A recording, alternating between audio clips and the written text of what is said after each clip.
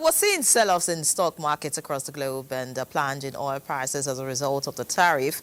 How do you assess investor confidence at this point? Well, I think that what the stock markets react in real time and quickly. It's sort of a knee-jerk quick reaction, and there's not a lot of contemplation. Contemplation occurs over time. The market has a way of adjusting itself.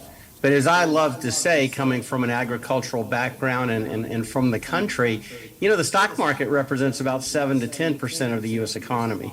Farmers represent about 40% of the U.S. economy. So the other aspects of our economy, I think, are more important, but the stock market has hundreds of TV stations, hundreds of announcers like me. So we hear about the stock market. But I think the world's markets are going to adjust.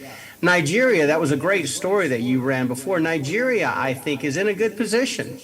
The U.S. trade with Nigeria, the arrow strongly favors Nigeria. The United States imports $5.7 billion worth of Nigerian goods, and U.S. goods have surged to about $4.3 billion in Nigeria.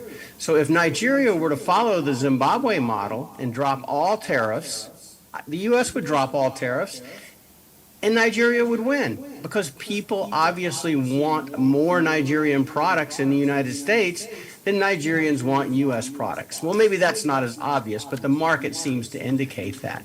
So Nigeria, I think, is in a good position to increase its strength by acting positively and perhaps removing trade restrictions and participating because they are going to be and they are a great participant.